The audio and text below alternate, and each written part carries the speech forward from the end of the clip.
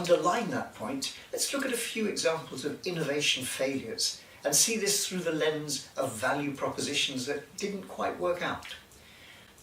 Ford, for example, a very experienced car company, introduced the model called the Edsel. Cost them a great deal to develop, they were very proud of it when they launched it, and it was a spectacular flop. Despite all the market research, it wasn't what people wanted. Although it was big and shiny and had all sorts of fins and things on it, people wanted something simpler. And therefore the Edsel failed. People didn't value it. There was a long period of Coke or cola wars. And Coke, for example, although a strong player in that drink market, decided the world needed new Coke. They spent a lot of money developing and then marketing this wonderful new drink, which nobody wanted. They didn't value the new Coke, they preferred the old taste. It wasn't just Coke, Pepsi were also involved in trying to capture this hugely lucrative market. One of their ideas was something called Pepsi AM, essentially cola you might drink first thing in the morning with your breakfast. Not surprisingly perhaps, not everybody valued that, it was another flop. Or Reynolds, the great cigarette company, huge company, tried the idea of smokeless cigarettes. It failed. People didn't value that very strange concept.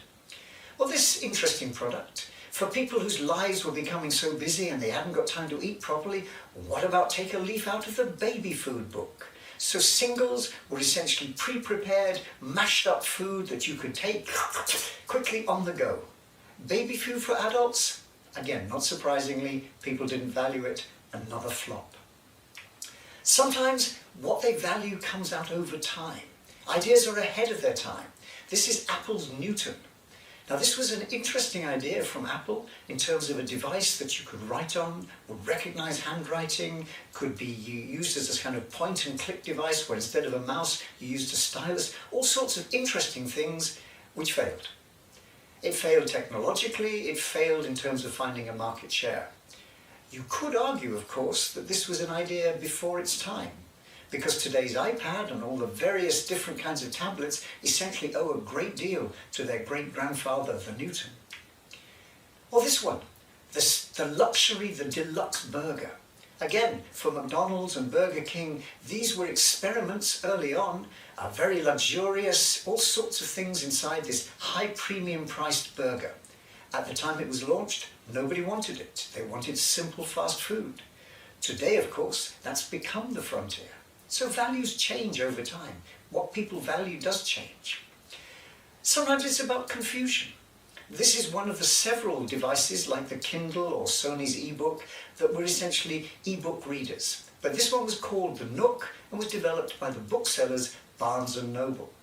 And the problem there was that people's perception of it was, well, Barnes & Noble sell books, so there was a confusion somewhere. And as a result, the value proposition didn't quite communicate, another failure.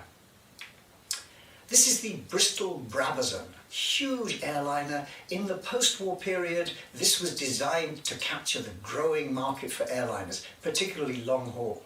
It was for a while the biggest aeroplane in the world. In test flying it, they had to demolish a whole village to extend the runway in Bristol in order to allow this thing to land and take off.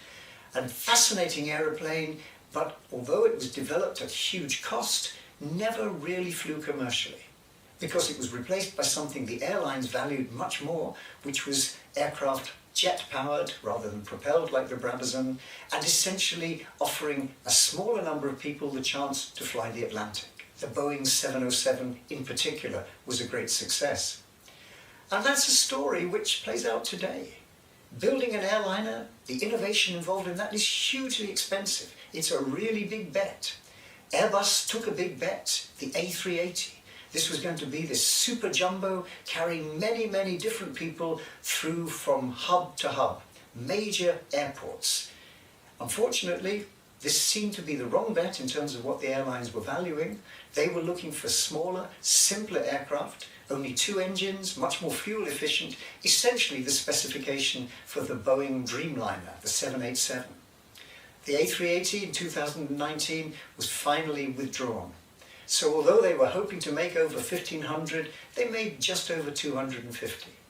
Another example, a failure of sorts where the value proposition maybe didn't match up to what the market actually valued. So it's very worthwhile spending time looking at the market and the value proposition.